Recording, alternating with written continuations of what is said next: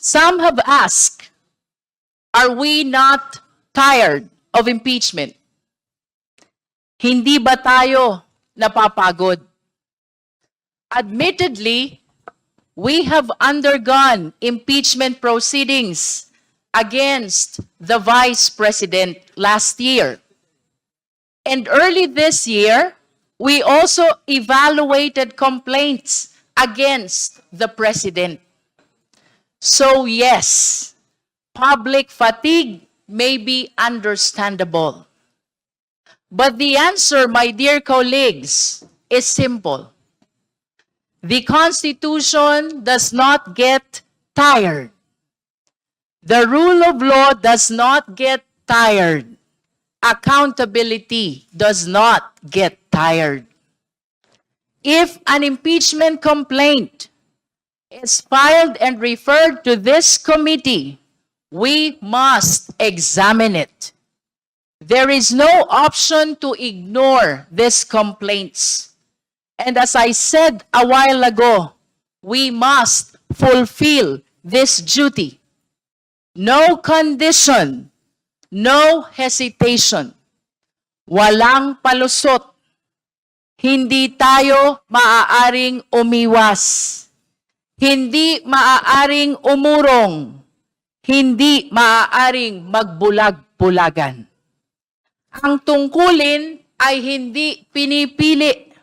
Ito ay ginagampanan. Lalo na ngayong panahon na laganap ang fake news, mas lalo tayong dapat maging maingat at matatag. Mas lalong hindi magpapatinag.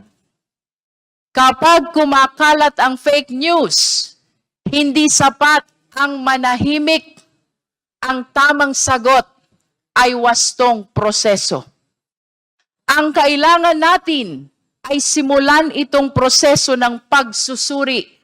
Nang sa gayon ay magkaroon tayo ng linaw at hindi maligaw sa maling impormasyon. So let me say this clearly. Impeachment is a constitutional process, not a social media contest. Hindi hashtag ang magpapasya dito. Hindi memes ang maghahatol. Hindi ito paramihan ng like. There are claims circulating that these impeachment complaints are merely recycled accusations already dismissed by the Supreme Court. Let us correct that firmly and factually. The Supreme Court did not rule on the merits of the allegations. It did not conduct a trial.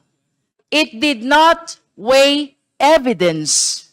It did not absolve anyone of wrongdoing. The court itself clarified that its ruling was limited to the constitutional one-year bar rule. It emphasized that it did not absolve the Vice President from any of the charges. Those are not my words. Those are the Supreme Court's own clarifications. To suggest, therefore, that the allegations have already been resolved on the merits is legally incorrect. Malinaw sa desisyon ng Korte Suprema na naging pasya nito ay nakatuon lamang sa one-year bar rule. Isang usaping teknikal. Hindi ito paghatol sa nilalaman ng mga reklamo. Hindi ito deklarasyon na walang sala ang Vice Presidente. And let us confront the larger question. If we decline to proceed simply because of Supreme Court's ruling or just because of all the noise, how are we to hold the highest officials of the land accountable? Kung hindi tayo gagalaw ngayon, paano natin pananagutin ang mga pinakamataas na opisyal ng bansa? The Constitution provides only one mechanism for addressing serious allegations against impeachable officials, and that is by way of impeachment. Iyan ang itinakdang proseso. Iyan ang malinaw na landas. There is no alternative forum, no parallel mechanism, no detour, no easy way out. If we refuse to properly examine the impeachment complaints before us, we are not preserving stability. We are weakening accountability. So, my dear colleagues, let us discharge this duty. Walang shortcut. Walang paunang paghuhusga. Tanging katapatan lamang sa saligang batas. Now, 4 impeachment complaints have been filed and simultaneously referred to this committee. The first complaint consists of 43 pages and bears the signatures of 45 complainants, with Francisca Franz Castro listed first.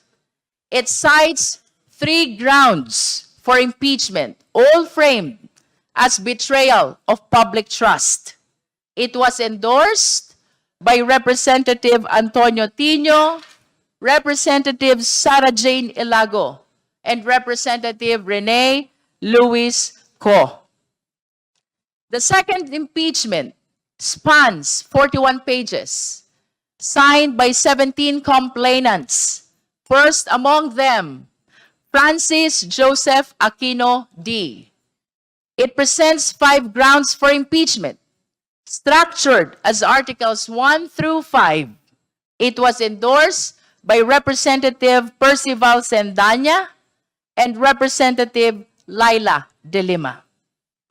The third complaint, it runs 98 pages, signed by 13 complainants, with Reverend Father Joel Sabalia appearing first.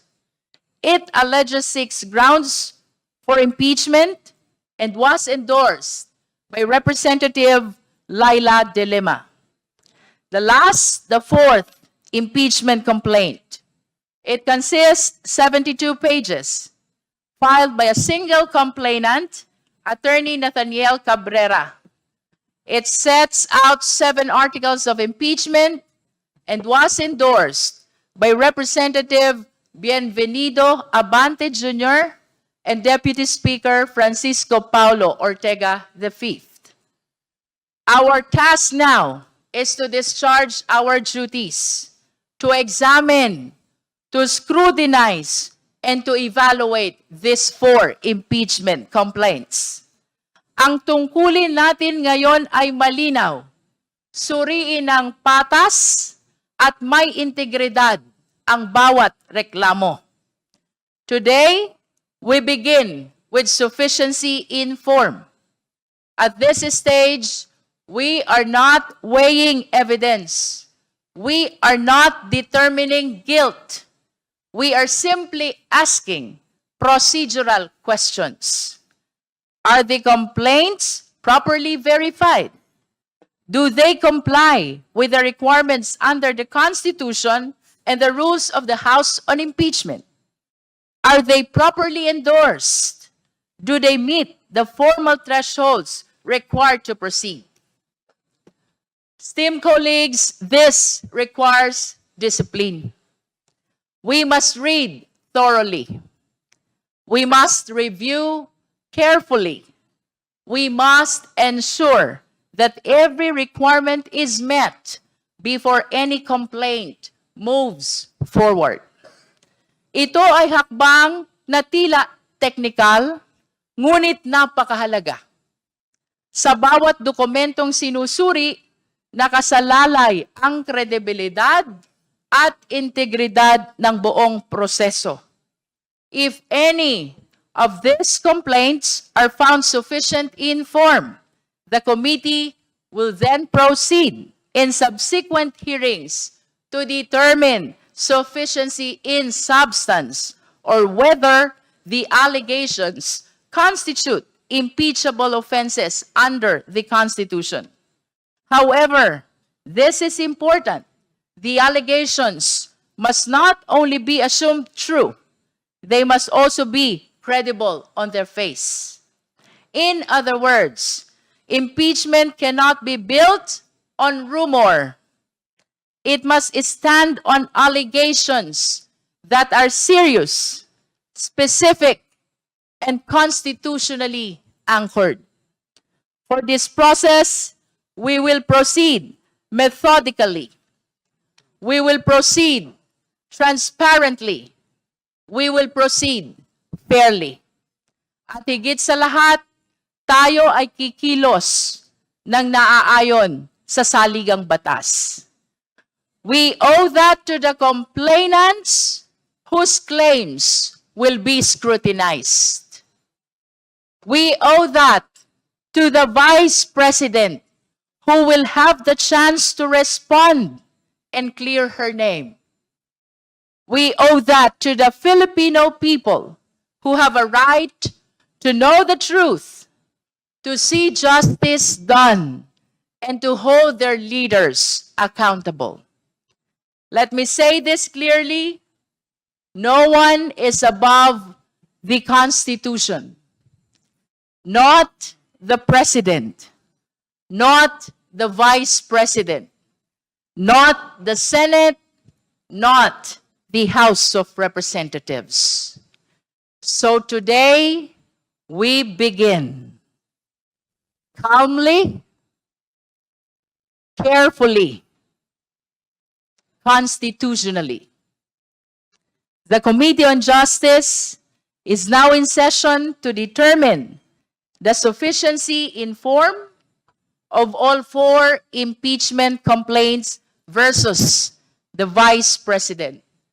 Let the record show that we proceed not in anger, not in haste, but in fidelity to the Constitution and to the sovereign Filipino people. Maraming salamat po.